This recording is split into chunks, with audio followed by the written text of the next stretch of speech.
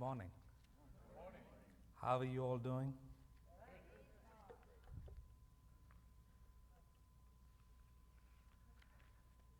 A few years ago, I came to this country. We will hear that later.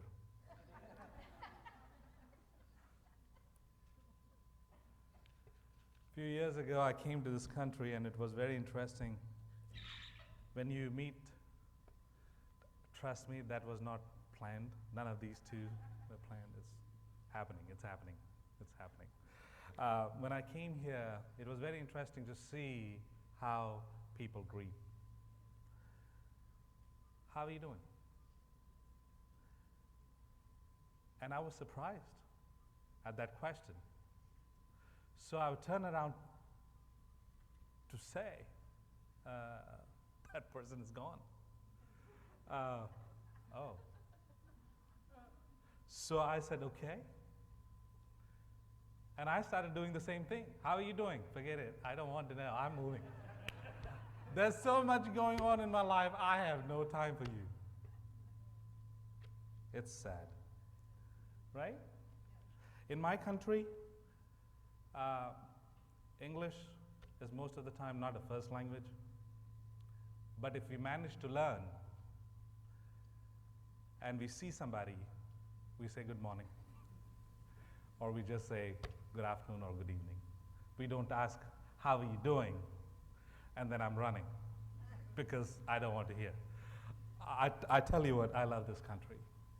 I believe in the last 10 years, I have been able to improve my English a little bit and also understand the culture and other things, that the way it operates. It's good. It's different.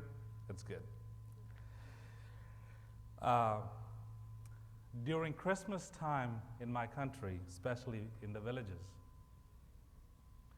Christians, they start painting their houses. They start cleaning their houses and painting their houses. And then they come together as a community and they will paint the church. Then they come together and decorate the church. Small house, big house, it doesn't matter. Everybody is busy cleaning because it's a time of hustle and bustle. There's something happening. And then when it comes to decorating the church, it's very interesting. Majority of us, we don't have money, but we want to decorate the church. So we would go buy these color papers, figure out if somebody knows how to cut this paper that make it look nice. Because if you have to buy a pre-cut ones, they're expensive. We can't afford that. So instead of that, we go buy color papers. We can buy more, and we figure out how to cut it. So we would give a bunch of newspaper to a volunteer who says, I can do it. We give them a newspaper first and say, prove it. And once they prove it, then we give them the color papers to do the job. Yeah, that's how it is. Now, we need paste. We need to stick it. We don't have money to buy the paste. You know what we do? We go house by house, we would collect the leftovers rice, and then we would manage to buy a certain kind of a flour and cook it together, and that becomes our paste. After 1 or 2 days after Christmas, the ants would show up, but that's a different story. Christmas is over, but we got a job done. Somehow, we want to celebrate the birth of Jesus in the houses and as a community and invite people. It's a time of hustle and bustle. People are working late nights. They all try to manage to buy one star and hang outside the house. So during Christmas time, if you get a chance to go by my country, you would see stars hanging out. And it's beautiful. So every time I hear the song Silent Night, I wonder if it was really a silent night. I don't think so. So much happening. Angel appearing to shepherd. You think people shepherd. They're quiet people. They are used to dealing with the animals. So they don't talk inside voice, they talk outside voice. So I don't believe it was that much of a silent night. You think when God was putting everything into existence, when he was speaking, the sun, moon, star, and all these things, when he was speaking and things were falling into place, you think it was a silent night? I don't think so. No wonder somebody did not understand that, and they said it all started with a big bang. I totally agree. When he was speaking and things were falling in place, sure, there was some noise happening. Are you understanding? Did you get a picture of place where I come from, how we do Christmas? And another very interesting thing is, if there is somebody who's left out, their house has not been painted, one or two wall is left out, it's very funny. We will show up there. We want to make sure your house is painted. We will help you to finish it. We don't have money to buy the painting brush. You know what we do? After the rice harvest happens, the hay is left. We take the hay, we tie it together, and we cut it, and that's a brush. And you have a problem in the way the finishing looks? Deal with it. That's all I have. But the joy to see on Christmas morning, people all dressed in new clothes and go to church. That's the first thing that everybody does. They go to a church to celebrate. And during this process, when they learn that the neighbor or the relative was not able to buy new clothes, somebody will make sure that you have new clothes. Tomorrow morning, when we go to the church to celebrate Christmas, I want to make sure you have new clothes on. As much as I am focused inward, individual in my family, so much so I am also focused in making sure that everybody has that opportunity. If I can't help you buy a shirt, something new I will give to you.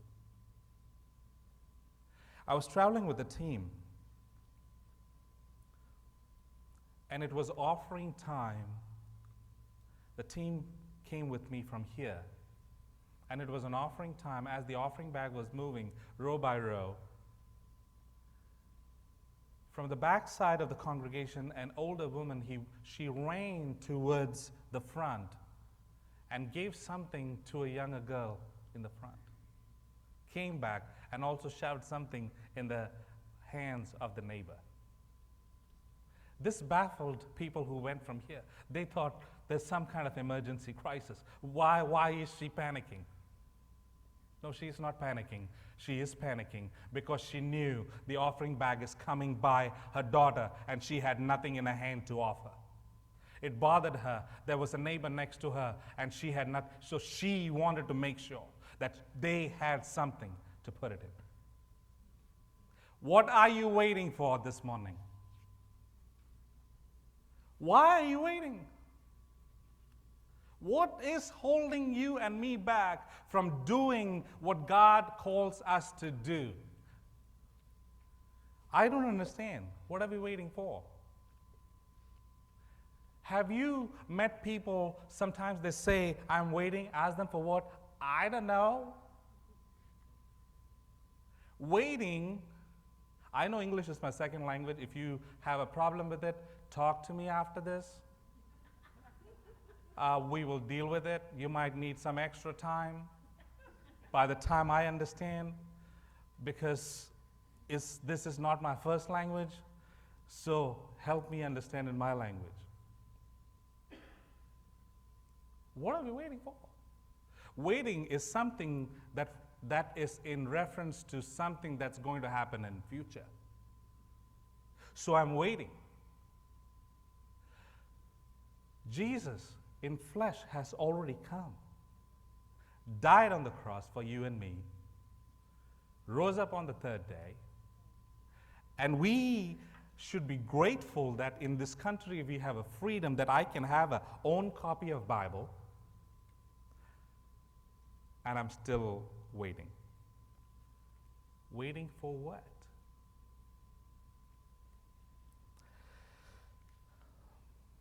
I love this conversation that's going back and forth between God and Moses. If you turn your Bibles to Exodus chapter 4, and you read 1, 2, and 3, Moses answered, "What if they do not believe me or listen to me and say, 'The Lord did not appear to you'?" Then the Lord said to him, "What is that in your hand?" "A staff," he replied.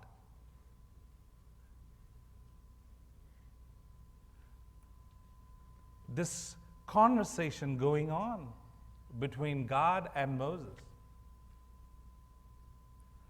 And it comes down to a point that God ends up asking, "What is it that you have in your hand, Moses?" "A staff, a dead wood, which was broken off of a tree some time ago, which has become my reference and my identity today." And you read further, God says, "Throw it on the ground," and that stick, that staff becomes a snake. And then we go from there. But what happened previously, leading up to this point, where God ended up asking a question to Moses, "What do you have in your hand?" And I believe that is exactly the question that God is asking us, or I am asking you as a fellow believer this morning. What are you and I waiting for? What is in your hand? What is in your hand? Something that is a thing, that is insignificant, that is dead, or of a greater significance? Then throw it on the ground. God can use it. The miracle did not happen as long as he was holding it. He did not see a miracle. He saw only when he threw it down. We all have a desire for God to use us. I believe strongly that every one of us has a desire that God use me, but the problem is I want you to use me the way I want to be used. That is what I'm waiting for.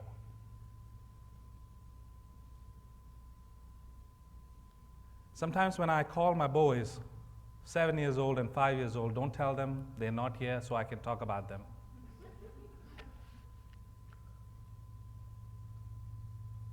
And in a conversation, sometimes when they're trying to present strongly, make a case for themselves, they end up saying, "Dad, in my life, your life is single-digit number 7.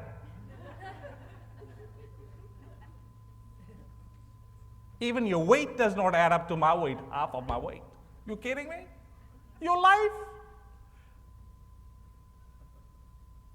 I took the TV remote in my hand. It lost its print because they are the ones who are using most of the time. I can't remember which button is which button. And I'm looking at it, and the conversation between these two is, he doesn't know what he's doing.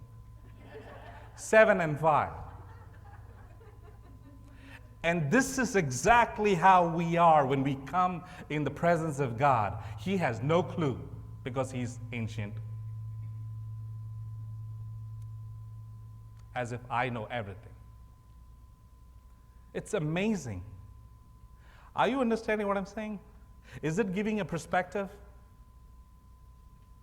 Now let's get into Moses' story and go from chapter 3.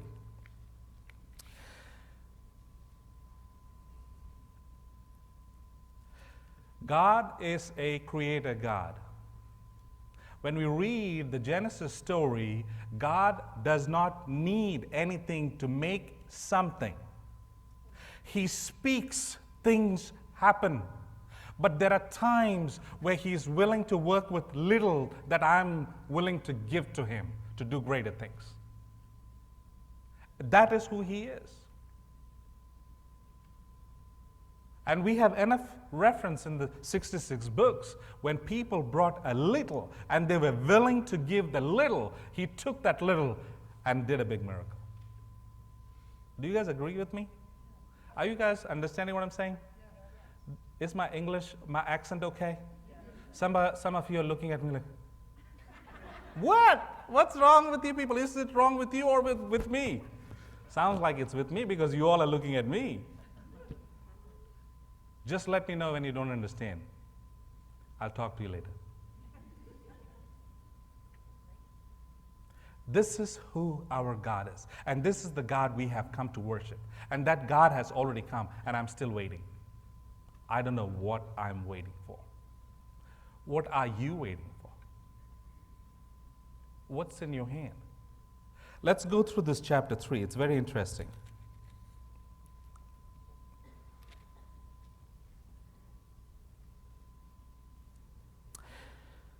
I'm waiting for a sign. What are you waiting for? For a sign from God. Sam, what are you waiting for? For a sign from God. When I read chapter 3, verses 1 to 3, it says, Now Moses was tending the flock of Jethro, his father-in-law, the priest of Midian, and he led the flock to far side of the wilderness and came to Horeb, the mountain of God. There the angel of the Lord appeared to him in flames of fire from within a bush. Moses saw that though the bush was on fire, it did not burn up. So Moses thought, I will go over and see the strange sight, why the bush does not burn up. I'm waiting for a sign, and here is a sign. More than the fire, our man is more amazed. Why is it not getting consumed? That's how I felt 10 years ago when I came to this country and I saw these gas logs in the fireplace, and I always wondered, gosh, this wood does not get burned. Then I realized these are not real. I don't think it was that kind of a setting. I think God was consistent with his message from Genesis. I do not need something to burn to produce something. When I read the Genesis story, on day one, God created, and he said, let there be light. He said, let there be light, day one. And day 4, he goes create sun, moon, and stars. Wait, day 1, what in the world was that light? Day 2, light, 3, light. 4th days, he made sun, moon, star. That's who God is. Let there be light. Jesus says, I am the light. Are you following me? So now he is still consistent with his message. Here is this fire, a burning bush, but not consumed. That's what surprised Moses. Do you need a sign? And here is your sign. What next? What is next? As we read further, well, I see the sign, now I need to hear from God. This is, I believe, we all fit in that box. Don't leave me alone. Some of you are looking at me like, maybe that's the problem with you. Maybe. But today I'm very inclusive. I believe it's with every one of us. I saw the sign. Now I want to hear. Okay, let's go further. Verse 4. When the Lord saw that Moses had gone over to look, God called to him from within the bush, Moses, Moses. Yikes! This bush is talking. I like looking at the Christmas decorations. Some of the trees are talking. Some of the decorations out there is talking, waving at you. And the waving slows down and talking slows down when they're losing power. They need new batteries or plug them back in. What my sign first was, I need a sign. Now I want to hear, and God is doing that. And I'm like, oh gosh, this is happening. Let's go further.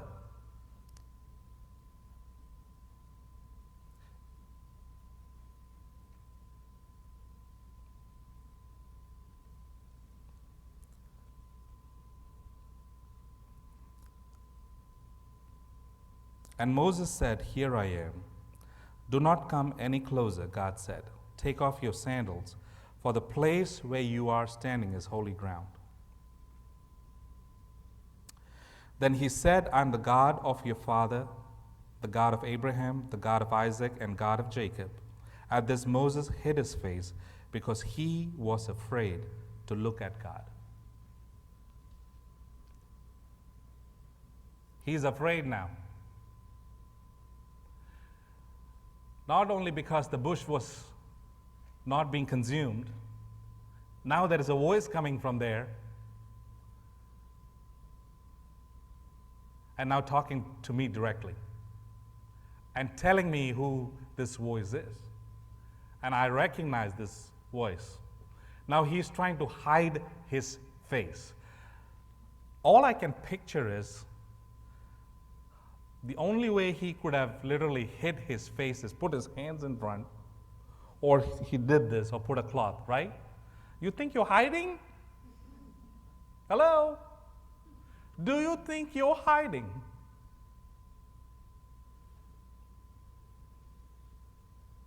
Adam and Eve, where are you? Hiding. And they're saying they're hiding. Recently, we went out with our cousins, and I mean my boys, their cousins also came. They're 5 boys. One day they were playing hide and seek. So one of them is counting. The other 4 went and hid themselves. The guy who was counting, he was supposed to go and find everybody out, right? He decided not to go. And he stayed in the place where he was counting from.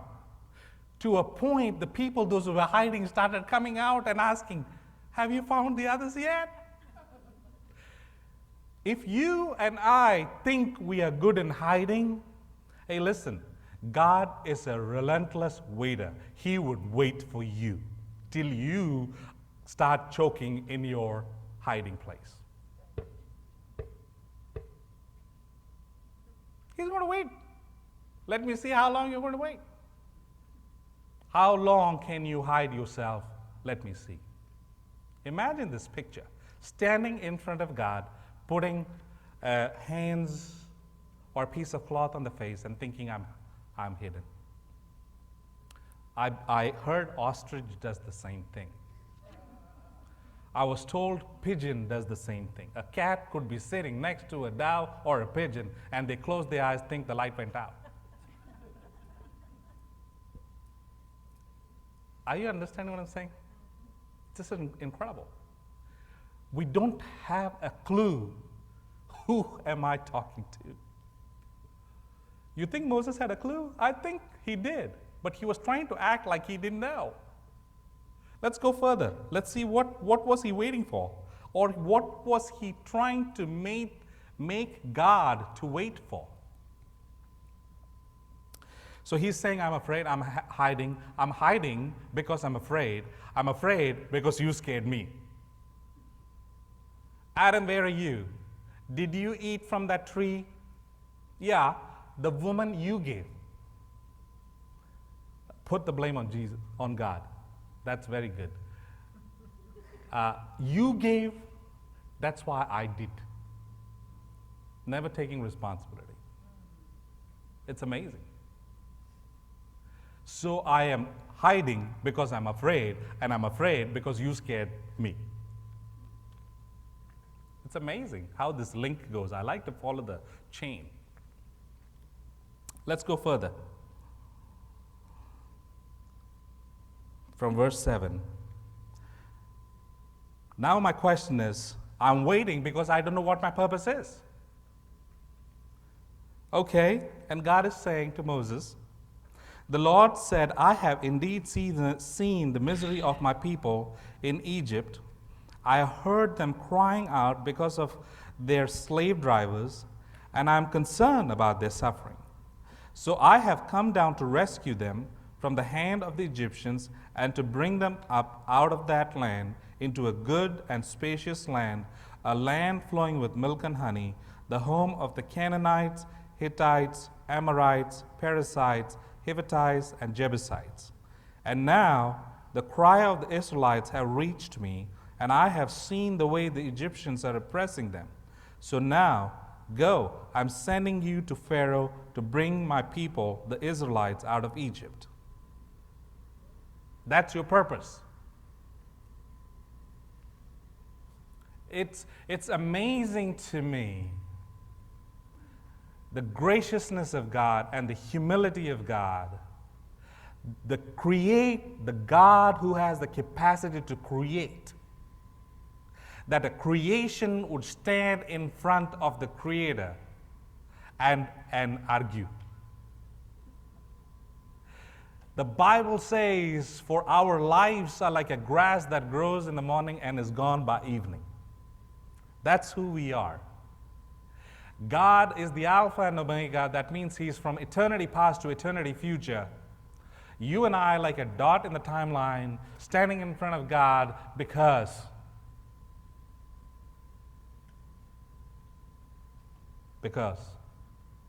I know who I am. So there you go, Moses. You wanted a sign. You wanted to hear. You wanted what else? You heard me, now you blame me because you're afraid. And now I give you your purpose. Now what? I don't think I'm convinced. What are you waiting for? I'm waiting so that God could convince me. Okay, now let's operate in that direction. Let me convince you.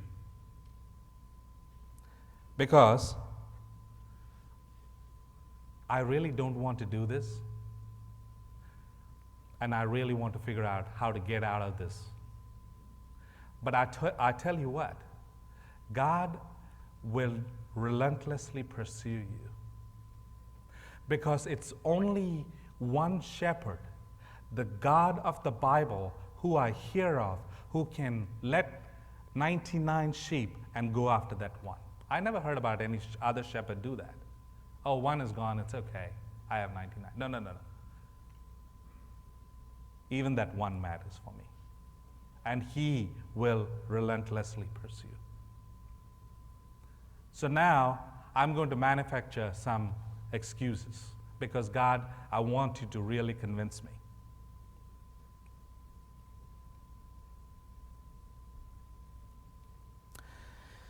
We go down and read verse 11. And Moses said to God, who am I that I should go to Pharaoh and bring the Israelites out of Egypt? Wait a minute. You don't know who you are? Moses, you really don't know who you are. Sam, you really don't know who you are? Put your name there. You don't know who you are. And God, when He is calling, He knows what He is working with, who He is working with. Because He is the one who created you and me. He totally is aware of my strengths, my weaknesses. He is totally aware. He did not show up at the wrong address. Now, just because I am waiting and I am going to make you wait, so I am going to cook up some stories, whatever could delay the process. Who am I? Okay. Let's read further. Verse 12, chapter 3. And God said, I will be with you, and this will be the sign to you, and this is to who have sent you. When you have brought the people out of Egypt, you will worship God in this mountain. Moses said to God, suppose I go. I like that word, suppose I go. There is another translation that says, if I go.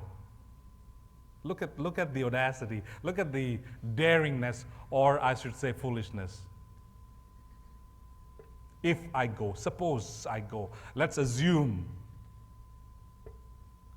Are you with me? Half of the time when I'm reading Bible, I'm just laughing. Sometimes people thought I'm reading a book full of jokes. No, yeah. Because I see myself. As if I'm talking, I'm dealing with a human who has no idea what the next second holds. Totally forgetting I'm talking to God, who's the Alpha and Omega, who knows the end from the beginning. Totally forgetting that, and I am trying to convince him that I'm smarter than you. Suppose I go. Suppose I go to the Israelites, and they say to them, the God of your fathers have sent me to you, and they ask me, what is his name? Then what shall I tell them? Look at the second excuse he manufactured. First was, who am I? Now his excuse is, by the way, who are you? What am I going to say if I go? What am I supposed to tell them? Who sent me? Who are you?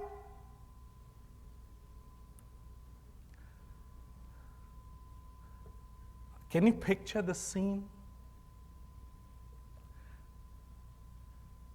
The audacity to stand there and have this full-blown conversation with God. And this is where it amazes me all the time that this is our God, a humble God who is willing to stand there and talk to me. It doesn't matter how much time it's going to take. He is going to stand and talk to me. And let me talk to a point I have exhausted all my options. Now what? I'm waiting. For what? I don't know. And that so sounds like one of my son. I was trying to teach him at the beginning of this year how to write numbers. He would get confused between 3 and alphabet E. He would get confused between number 9 and alphabet P. And he would say, Dad, I finished writing. And I would tell him, did you check? He would say, yeah. Okay, then I would write, or I would have a printed sheet, and I would give it to him and say, why don't you go check, make sure everything matches up with this. And he is in such a rush, and he would come back to me and say, everything matches, Dad, all is fine. I want you to come and see. So now I go and look at the board. The number 3 is like alphabet E. And I look at him and I ask him, is this the way you write the number? And he'll look at me and say, no. Then why did you write it this way? Because what? I don't know.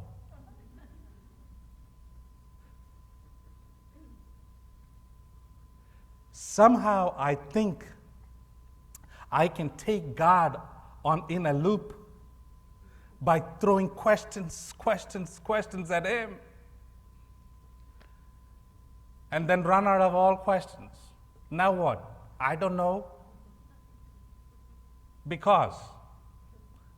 Is this the way you're supposed to do? No. So what's the right way? I don't know. This is how we are with God. We all know when God is calling us. I think our biggest hurdle is not being able to articulate to the person nearby us what God is calling me for. I think that's the biggest problem. And that's the biggest fear. That's why we don't want to do what God is calling me to do, because I myself don't understand. I am here out in the wilderness with nothing in my hand, just a staff and bunch of sheep, and he is calling me to come and deliver the nation Israel from Egypt? Imagine this. Moses shows up and he speaks to the elders of Israel, and he has to convince them what happened, who sent him, all that he has. So Moses is thinking. Imagine that you are one of the elders sitting in that room, and 40 years ago Moses ran away. Now he shows up, and you ask him a question, who sent you? Somebody in the burning bush spoke to me. And you're hearing that, and you're like, wait, somebody in the burning bush spoke to you? Did you see the person? Mm-mm. Imagine this. Mary, you're engaged with Joseph, and now you're pregnant. What happened? Well, Gabriel showed up, and he said, Holy Spirit will come, and you'll be pregnant. Okay, wait outside, we need to talk. The confusion it would have created. And that is when you and I need to know this is God, because we are in a place of responding to his call, but I cannot articulate what he's calling me for. For I so sound like a fool when I'm trying to, excuse me, and when I see the faces of people hearing me, they look at me as if I am a fool. And that drives me crazy. Are you understanding? It's very easy to talk and read the story today, but I don't know the amount of challenges that they went through. I like talking to people in this country. It's very interesting. I love their vocabulary, language. Some of these things, it just takes me a few seconds to catch up with. After I say something in our conversation, and they look at me and they're like, give me a second, I'm processing. Are you a vending machine? What are you processing? Did you hear me or not? I am processing. It means, in other words, they told me, be quiet, I'm thinking about it. It's just interesting. So I am sure Moses was also processing, how in the world am I going to do this? I don't know who this voice is talking from the bush. And I'm sure Mary had the same kind of an issue. Somebody shows up. Who are you? I'm Gabriel. Okay. But there is something that happened in these two separate stories. In spite of the struggle to understand, they were willing to do something. Let's go further down and see what more excuses Moses tries to throw at God.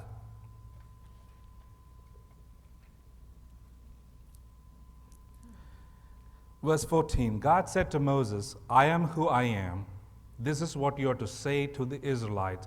I am has sent me to you. Very good name. Have you heard that name before? Other than the Bible? Where somebody came to you and said, what's your name? I am. That I am. My wife was traveling, and she booked an Uber, and the Uber came, and she gets a message on her phone saying Jesus has arrived to pick you up. Now that makes sense. That there is culture, there is part of countries where they name people Jesus, I understand. But I never heard anybody, I am that I am. Are you understanding what I'm saying? This is amazing. God, I was minding my own business. And this is what I love about God of the Bible. It does not matter how busy you're in your business, He will always get into your business. And good luck running your business by trying to push him out of your business. Ain't happening. I just learned that recently. I like it. I was trying to think where I can use it. Now I can. Ain't happening. Not happening.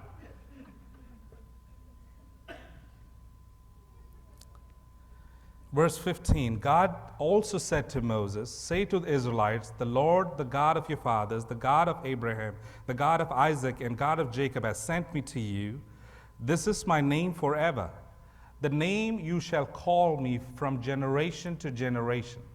Go assemble the elders of Israel and say to them, the Lord, the God of your fathers, the God of Abraham, Isaac, and Jacob, appeared to me and said, I have watched over you and have seen what has been done to you in Egypt. And I have promised to bring you up out of your misery in Egypt into the land of Canaanites, Hittites, Amorites, Perizzites, Hivites, and Jebusites, a land flowing with milk and honey. And then we see a little more details about how God gives, in a nutshell, how you're supposed to migrate. Let's come now to chapter 4.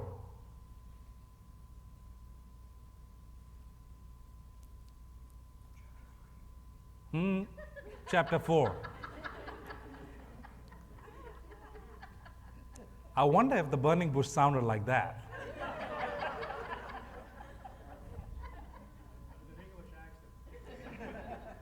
I bet.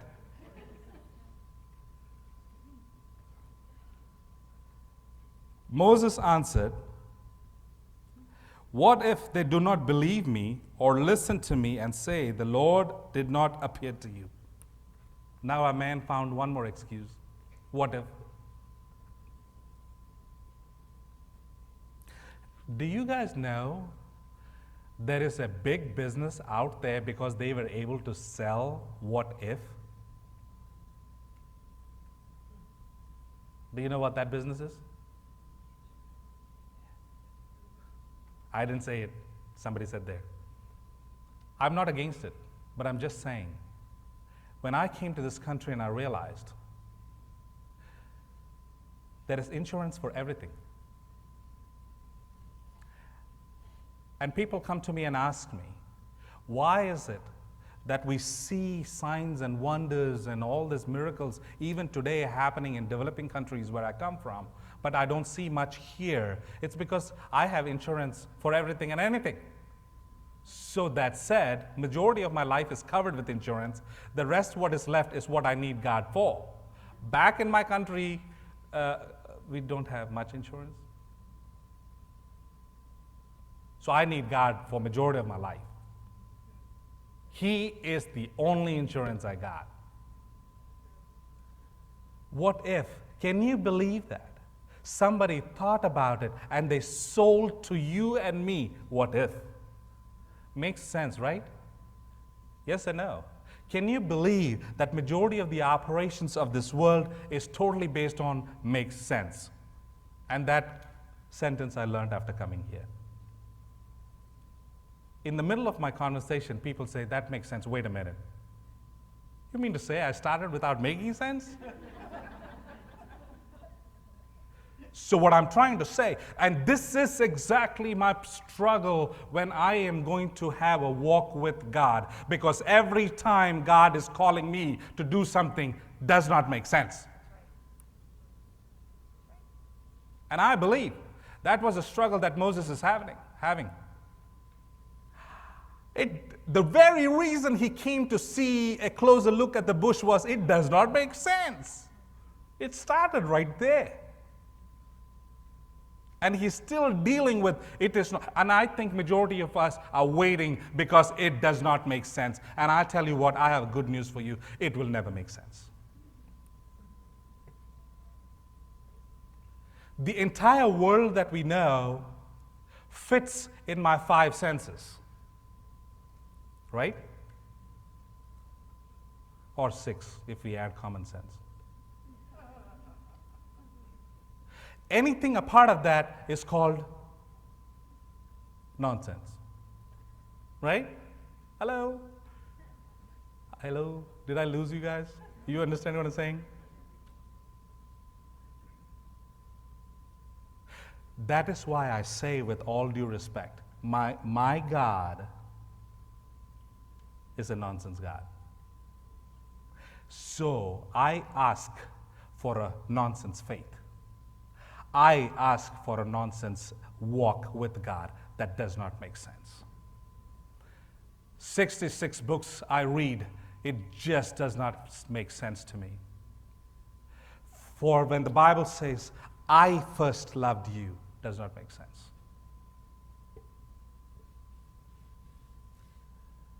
They brought 5 loaves and 2 fish. Feed people. And they have 12 baskets remaining.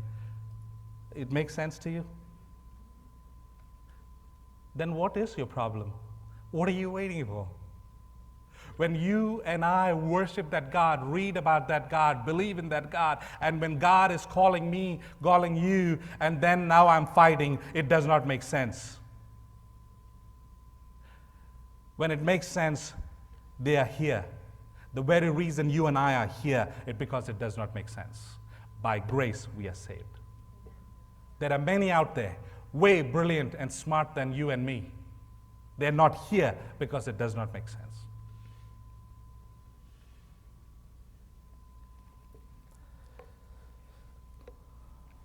Did you guys bring your lunch today? I'm still on my first page.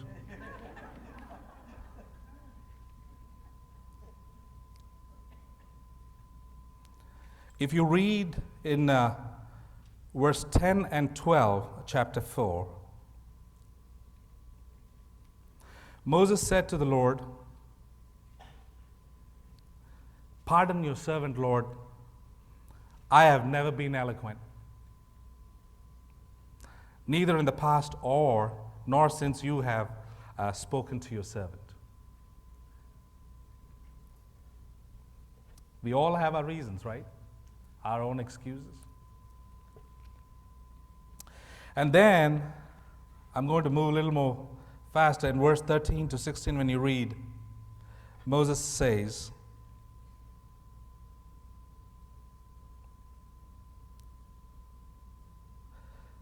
"Pardon me and send somebody else." Moses says in verse 13, "Pardon your servant, Lord. Please send someone else." How is that?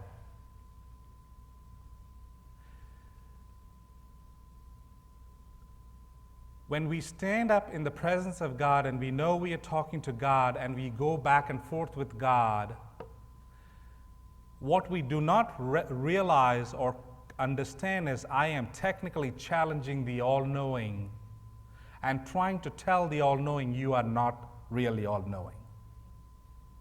So when Moses is laying out his excuses in different forms, and he's technically challenging God and trying to tell God, you do not know what you're doing, who you're talking to. Are you understanding what I'm saying?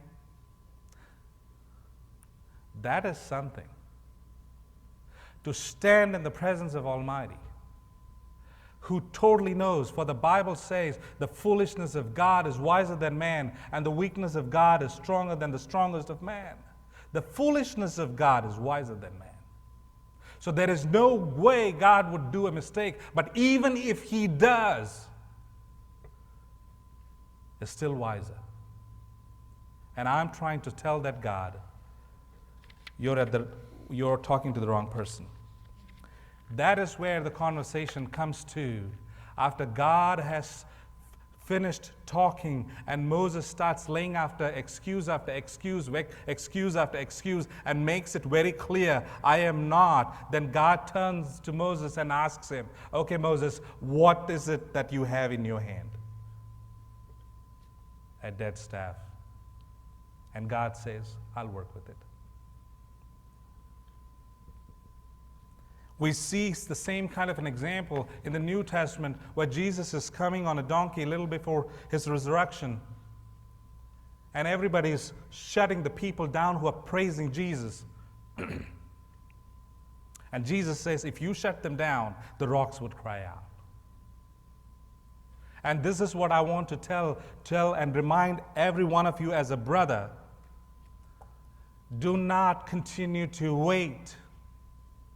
Bring to God what you have.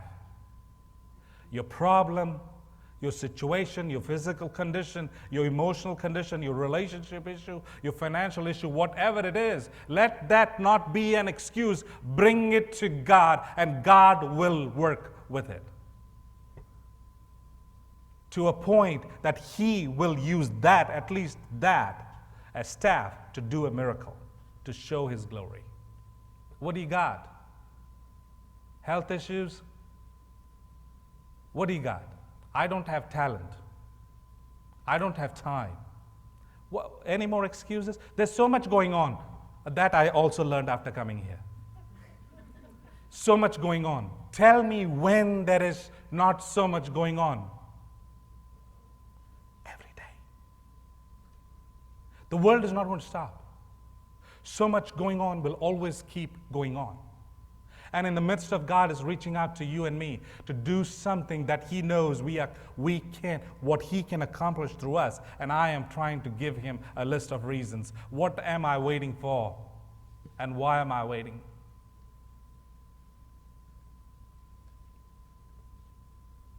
Because I'm afraid.